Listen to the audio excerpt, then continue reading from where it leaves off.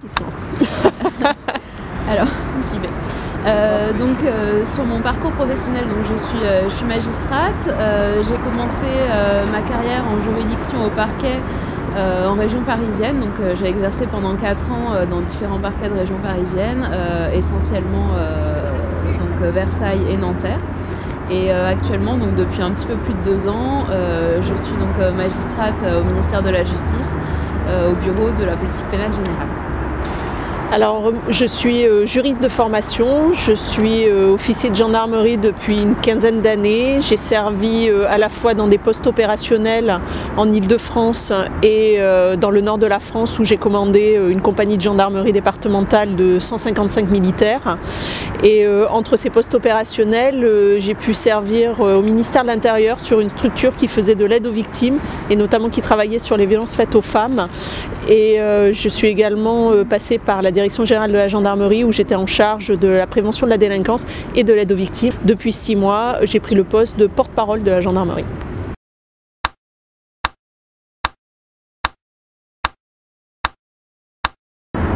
C'est une volonté que j'ai eue quand j'étais en fac de droit. À l'issue de mes études de droit, j'ai décidé de passer le concours de la magistrature. Enfin, c'était pas une vocation très ancienne. Alors moi j'avais pas non plus l'intérêt et la vocation d'être gendarme quand j'étais petite, ça m'est venu pendant mes études de droit, mes études de juriste. Pour autant, c'est une idée tardive qui m'est venue pas par hasard puisque je suis la 4e génération de gendarmes.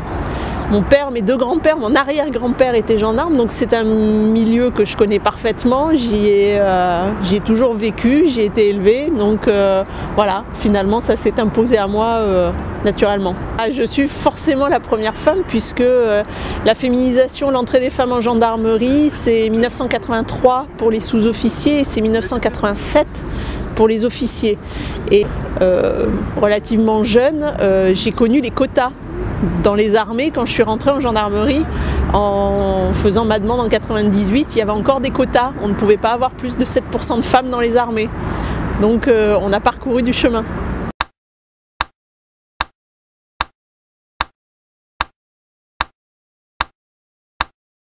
Pour la magistrature, c'est vrai que maintenant, depuis plusieurs années, sur les dernières promotions, c'est près de 80% de femmes qui entrent à l'école de la magistrature. Donc effectivement, ça s'est énormément féminisé ces dernières années. Je ne sais pas si on peut dire que les qualités de décision soient des qualités masculines. Peut-être que finalement, ça veut dire que c'est aussi des qualités qui sont des qualités féminines. J'ai un peu la même réponse. Alors, à la différence de la magistrature, la gendarmerie, en tout cas sur le corps de commandement actuel, on est à 6% d'officiers féminins. Donc la question de la présence des femmes, elle continue à se poser. Le fait est que le commandement, c'est pas une question d'homme ou de femme, c'est prendre une décision, c'est pas une qualité masculine ou féminine, c'est une qualité de chef. Un militaire, il attend que vous preniez la bonne décision au bon moment. Il attend un chef sur le terrain. Que vous soyez homme ou que vous soyez femme, du moment où vous êtes juste, vous êtes compétent et vous prenez les décisions, ça se passe bien.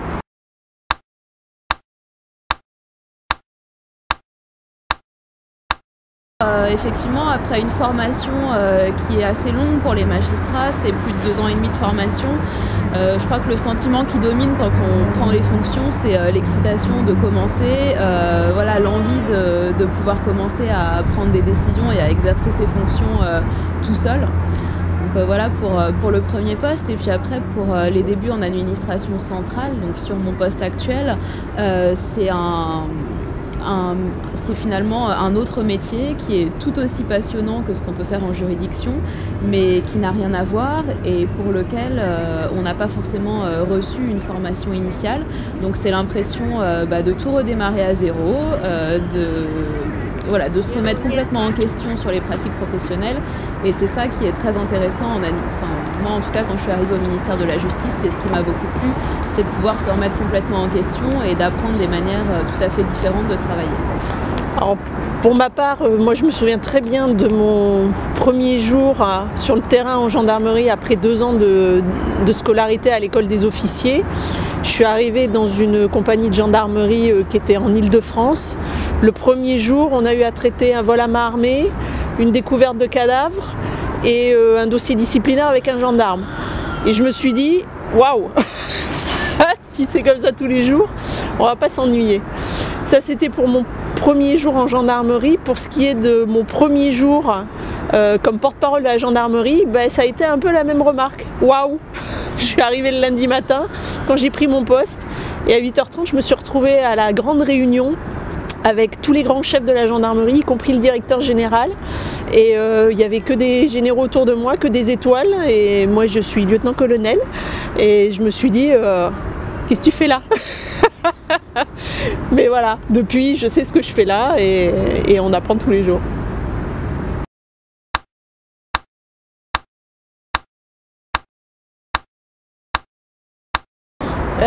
La conciliation de la vie professionnelle et de la vie familiale, c'est une question qui se pose quel que soit le corps de métier et la profession qu'on exerce.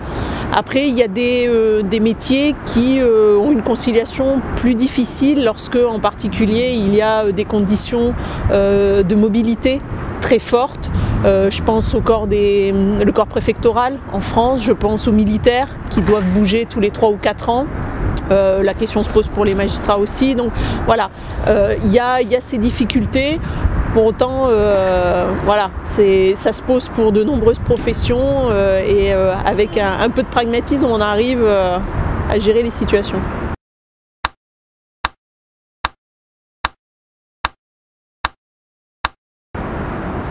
Non, jamais. Moi, jamais. Non. Non, non.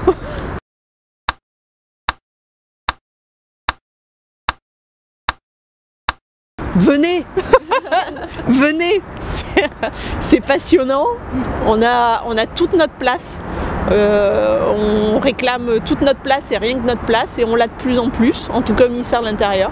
Et voilà, si ce sont des métiers, en tout cas pour la gendarmerie ou la police, si c'est des métiers qui plaisent, faut pas, voilà, il faut venir, il ne faut pas avoir peur, il faut foncer. Pour le ministère de la Justice, ce sera un peu la même réponse. Je pense que d'ores et déjà, de toute façon, au ministère de la Justice, les femmes ont toute leur place, quel que soit le niveau de la hiérarchie d'ailleurs.